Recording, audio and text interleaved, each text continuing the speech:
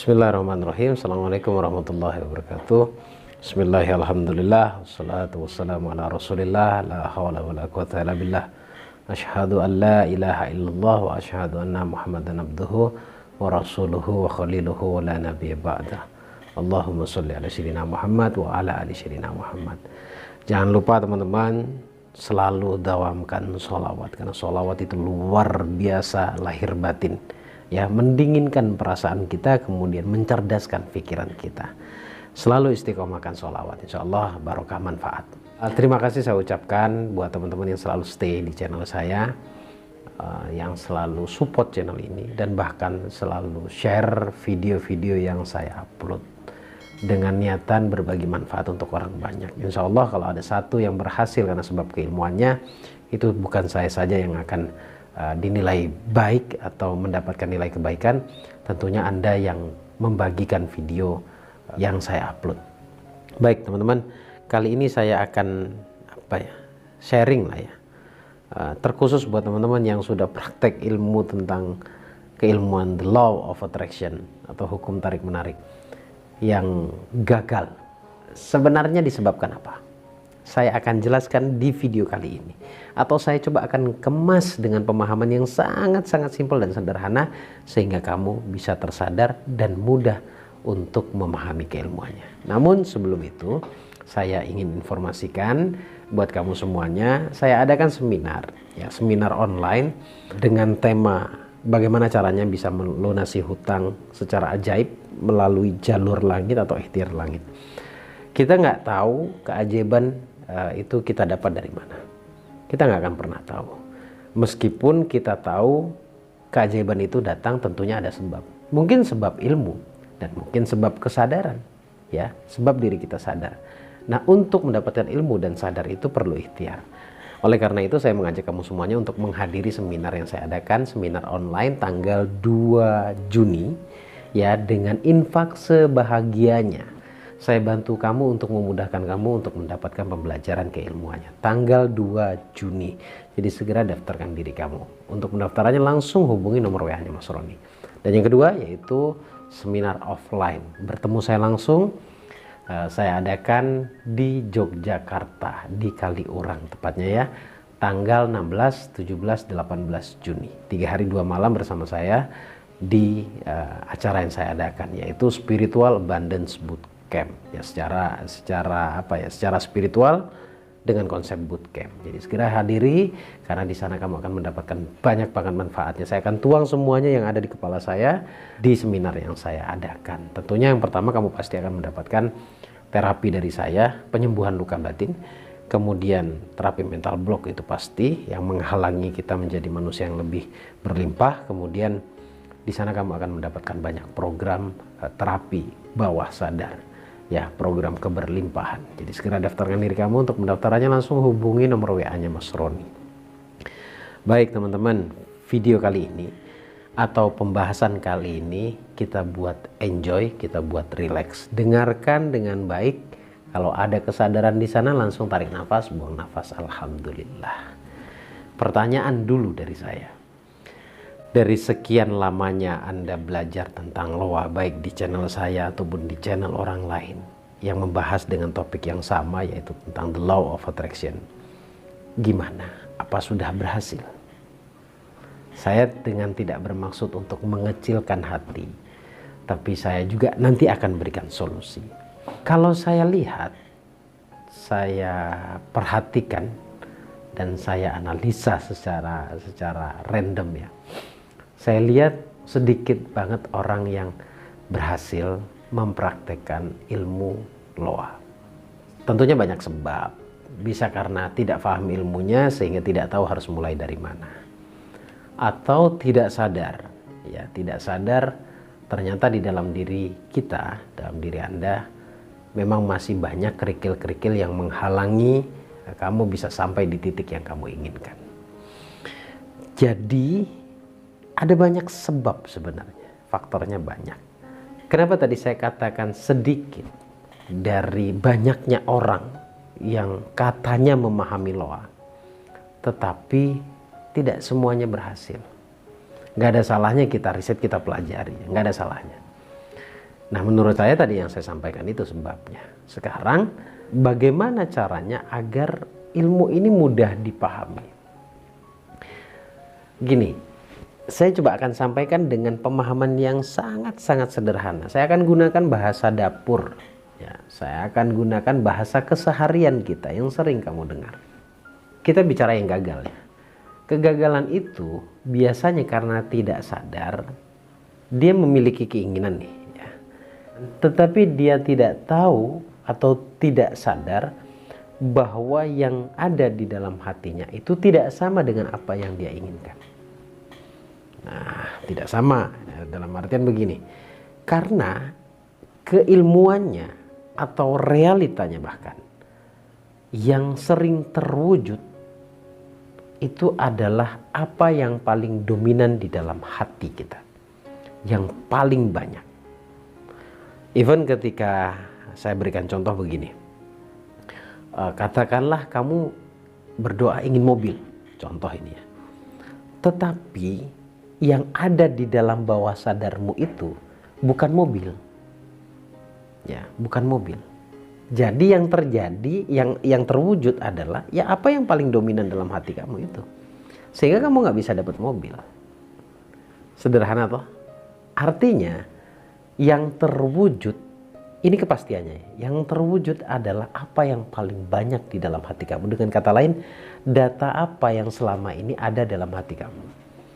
Itu kenapa saya pernah mengatakan begini. Kalau kamu ingin uang sebanyak di luar kebiasaan kamu, katakanlah biasanya kamu hanya pegang 10 juta. Lalu tiba-tiba keinginan kamu up sampai 100 juta. Nggak terkabul toh? Nah, itu sebenarnya sederhana. Mengacu kepada tadi yang saya jelaskan. Karena angka 100 juta atau uang 100 juta itu belum ada dalam bawah sadar. Maka penting banget dan perlu banget mengisi bawah sadar dengan angka tersebut. Pertanyaannya, kan memang saya nggak pernah memegang uang sebanyak itu, Gus. Oke, ya coba isi bawah sadarmu dengan nilai-nilai tersebut. Dengan menyebutkan angka ratusan juta, suatu saat bawah sadarmu atau hatimu akan termanipulasi, sehingga tidak bisa membedakan mana sedikit mana banyak. Tapi yang diterima adalah nominal yang sering disebutkan, yang diterima oleh bawah sadar. Nah, itu ketika sudah diterima oleh bawah sadar, maka potensi terkabulnya sangat luar biasa. Sangat-sangat mungkin banget.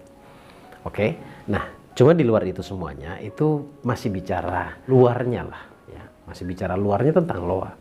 Di loa pun ini juga dibahas. Ya, cuma dibahasnya di dalam apa?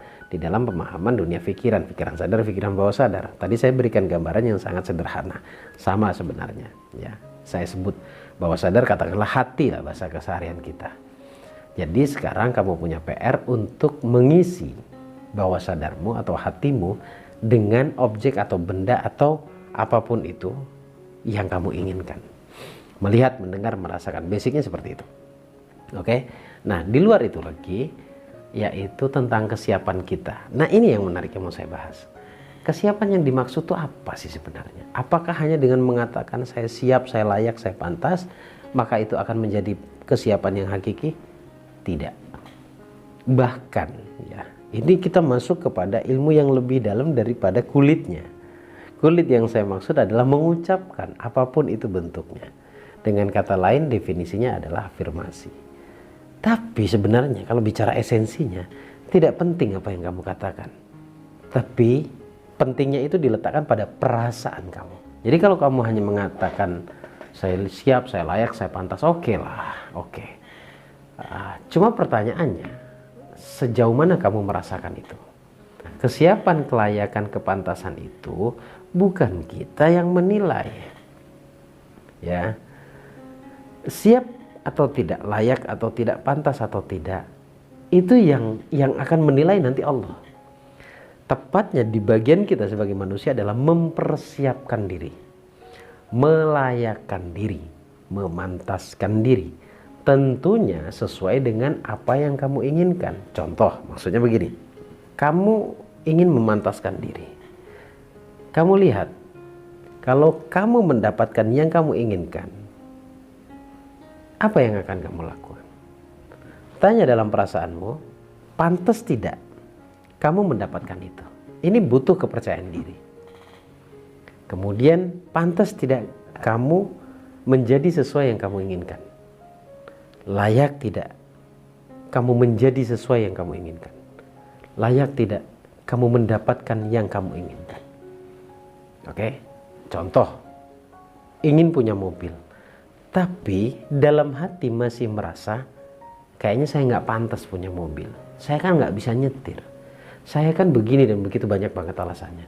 Ya sejatinya kamu belum melayakkan diri. Dengan kata lain, Allah juga akan menilai mungkin ya kamu belum pantas untuk mendapatkan itu. Dengan kata lain, ya itu hanya sebatas dari lidahmu saja. Saya ingin mobil, itu hanya batas di lidah saja. Ya, batas dari luarnya lah istilahnya. Nah, kelayakan, kesiapan, kepantasan itu bentuk di dalam dirimu. Dengan apa? Sebagai manusia saya layak mendapatkan itu. Oke?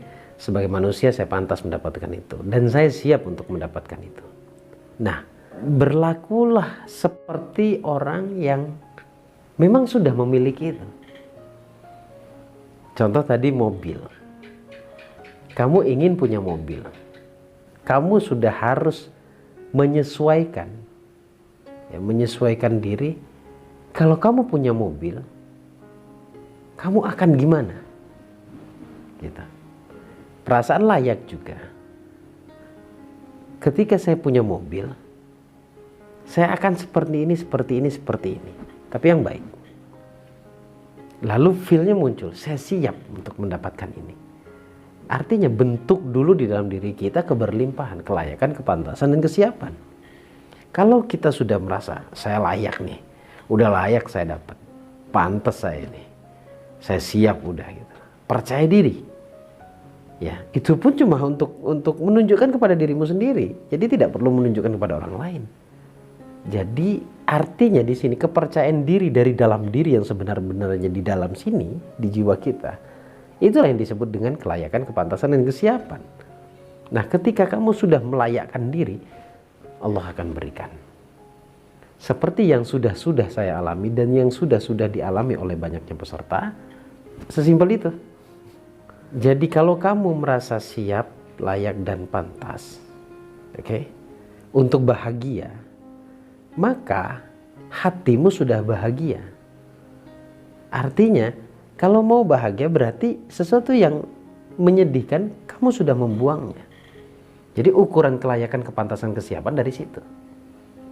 Cuma itu saja. Iya, cuma itu saja. Cuma itu saja. Jadi tadi penuhi data bawah sadarmu, hatimu. Lalu percaya diri dan berlakulah seperti orang yang sudah memiliki itu. Disitulah muncul kelayakan, kepantasan, dan kesiapan. Sederhananya seperti itu. Kalau saya gambarkan secara umum, yaitu kebahagiaan kan yang diinginkan. Kalau kamu menginginkan kebahagiaan, otomatis apa yang ada di dalam hatimu yang sifatnya tak terhubung pada kebahagiaan, maka itu harus dihapus. Katakanlah kesedihan. Gitu. Kalau ingin kaya, mentalnya dulu kaya, jangan mentalnya miskin. Gitu loh maksudnya. Tapi ketika sudah berada di mental kaya, itu sudah otomatis berarti sejatinya kamu sudah melayakkan diri, memantaskan diri, dan mempersiapkan akan kebahagiaan itu. Sesederhana itu teman-teman. Jadi nggak usah dibuat ribet. Kalau kamu paham tadi 3 hal tadi, kelayakan, kepantasan, dan kesiapan, mental blocknya udah nggak ada, luka batinnya juga udah nggak ada. Ya, jadi akhirnya untuk memicu penjelasan yang pertama itu lebih cepat.